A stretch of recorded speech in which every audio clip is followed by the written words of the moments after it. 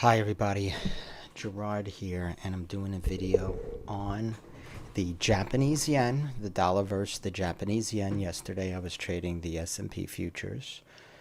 So I see some very interesting things as I'm waiting for my trade to work, which it's starting to really look good here. It's a short. I thought I would do a video. In fact, this will probably help me to make even more on the trade based on the fact that I'm doing a video and I'm more relaxed rather than, again, looking at a trade. I don't care how many years you've been trading. It still may affect you emotionally, and you always want to cut back on the emotions. So a good way to divert my attention is to just do an informative video, which I'm going to start doing a lot more, I promise. This here is a demo account. I think it's AAAFX. I use the MT4, but you can't trade CFDs on this, so all my transactions are done through interactive brokers, most of them just futures. All right, I'm not even doing spot Forex anymore. I'm just really doing futures. By the way, this is J7 for those of you who want the future. It's J7 June 13th. So that's what I'm doing. But over here, I'm putting up spot Forex because most people, let's face it, do spot Forex. Okay. Let's talk about the Japanese yen and what keeps my interest here. We keep getting rejected from the 128.60 area. And this is not a normal rejection. This is a perfectly executed move up. I should say perfectly executed sell. Okay, the move comes up and we sell off. Come back up to test, sell off. Now look at these sell-offs though.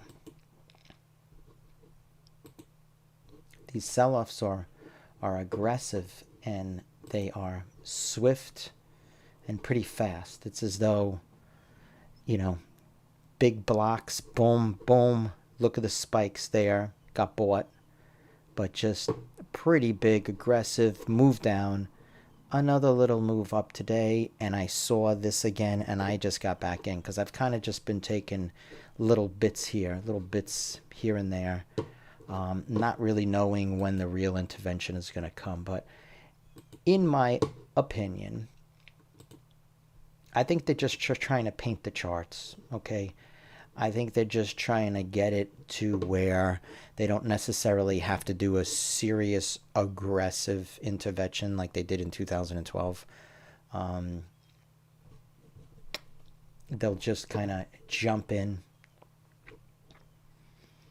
hit certain areas until really the charts start to turn, and then most likely hoping that the traders will bring it to the downside. This is just some thoughts. We never know what is up the sleeve of major national central banks.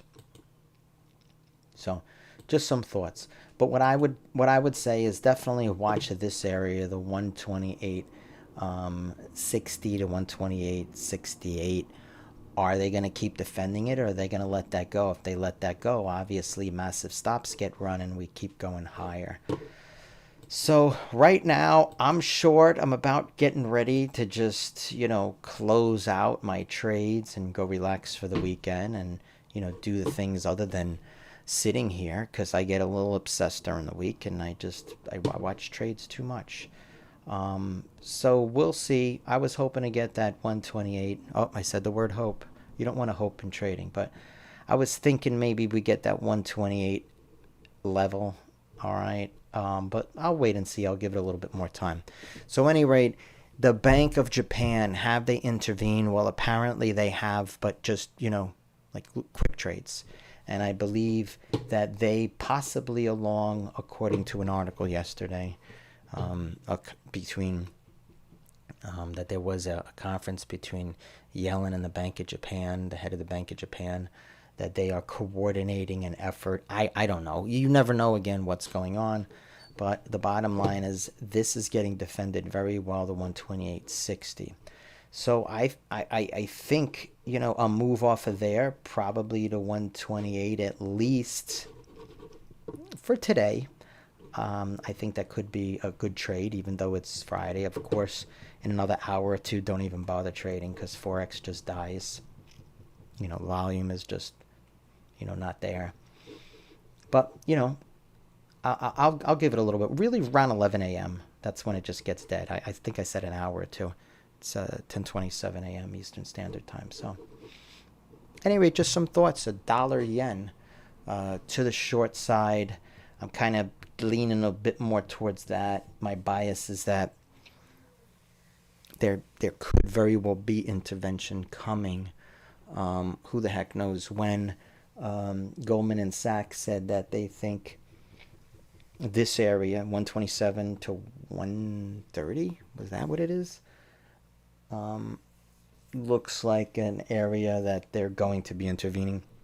You can't listen to anything they say, so you got to be careful with Goldman and Sachs because they're just, you don't know what they're putting out, what kind of interest they have. Just anyway, okay, got to get back to this trade. If we start to move a little bit higher, I'm just gonna get out. Right now I'm up pretty nice, but these Forex trades nowadays they're kind of slow. If you want to get the juice, go with the S&P. At any rate, take care, everybody.